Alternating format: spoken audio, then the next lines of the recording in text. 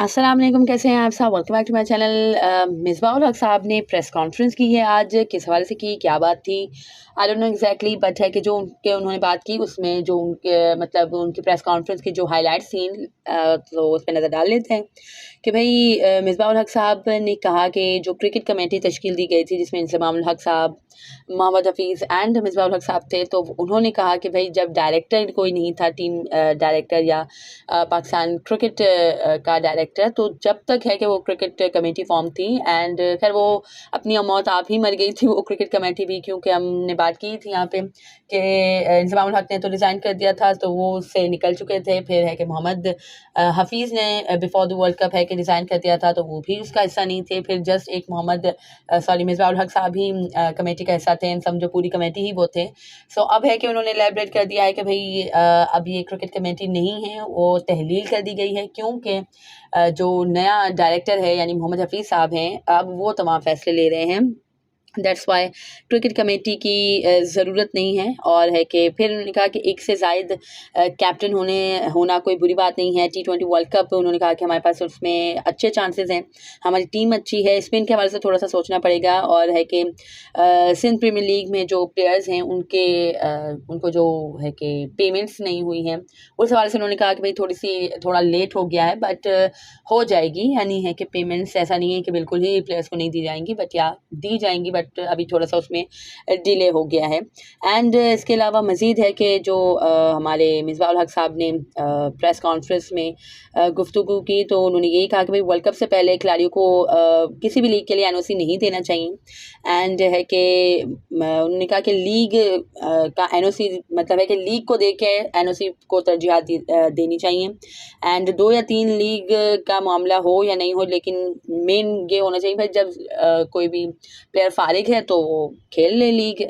और खैर हमने भी यहाँ पे यही बात की थी कि अब आपने नया जो एक रूल निकाला है, तो वो अब अगले साल से इम्प्लीमेंट होना चाहिए, क्योंकि जो पिछले साल कॉन्ट्रैक्ट्स हुए हुए हैं इस साल के लिए, वो अगर है कि प्लेयर्स डिनाई करते हैं या आप नहीं एनओसी देते, तो दूसरे बोर्ड्स के साथ आपके ताल्लुकात पे भी है कि फ़र्क पड़ता है। That's what I think.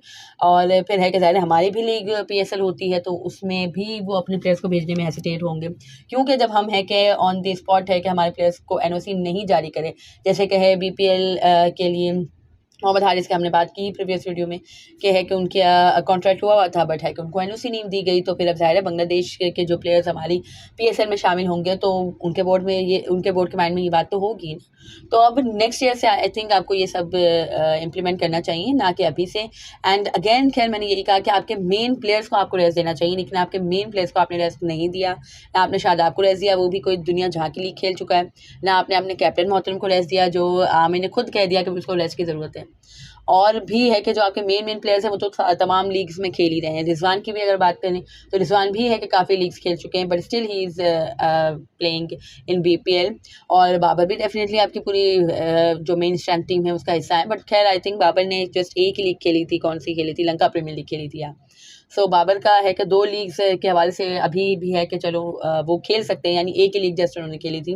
But Rizwan ने भी खेल ली है, और जिसने नहीं खेली या जिसने खेल ली है, सॉरी, मोहम्मद हारिस ने, और भी है कि जमान खान वगैरह ने, लेकिन वो आपकी फुल स्ट्रेंथ टीम का हिस्सा नहीं है। वर्ल्ड कप में वो आपकी मेन प्लेइंग 11 का हिस्सा नहीं होंगे। आपने उनको एनओसी नहीं दी, पता नहीं क्यों इस तरह की हरकतें होती हैं। उसामा मीर को भी एनओसी नहीं दिया गया, पता नहीं क्या ही कहा जाए भाई। सेंसलेस तो हमारे यहाँ तो हर ही चीज़ सेंसलेस की जाती है।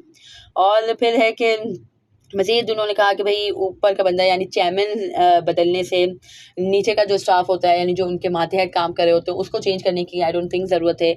हमारे यहाँ मोर ऑफ़न इस तरह की है कि चीज़ें होती हैं और चेंजेस आते हैं। जो नया बंदा आता है वो अपने पसंद के लोगों को लगाता है, तो कोचेस तब्दील होते हैं, कैप्टन तब्दील होते हैं और तो ऐसा नहीं होना चाहिए। और इंटरनेशनल कोच उन्होंने कहा कि आना चाहिए।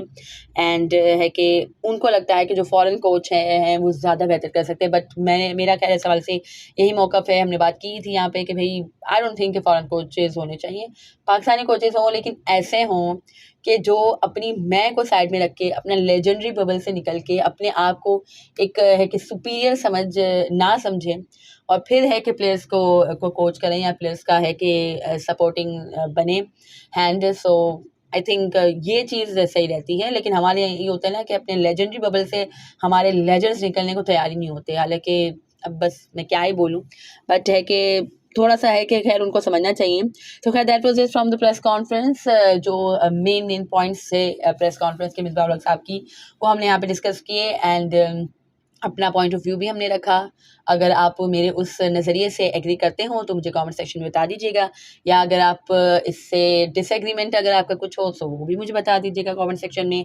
एंड वीडियो अगर आपको पसंद आई है तो इसे लाइक कर दीजिएगा, नहीं पसंद आई तो डिसलाइक करना, और मतलब दूसरी बार भी डिसलाइक कर देना, ताकि क्लियर मतलब एक है कि कंफर्म हो जाए ना कि भाई आपने डिसलाइक किया है। सो खैर और सब्सक्राइब करें मेरे चैनल को फॉर मोर सच कंटेंट। अल्लाह हाफिज़।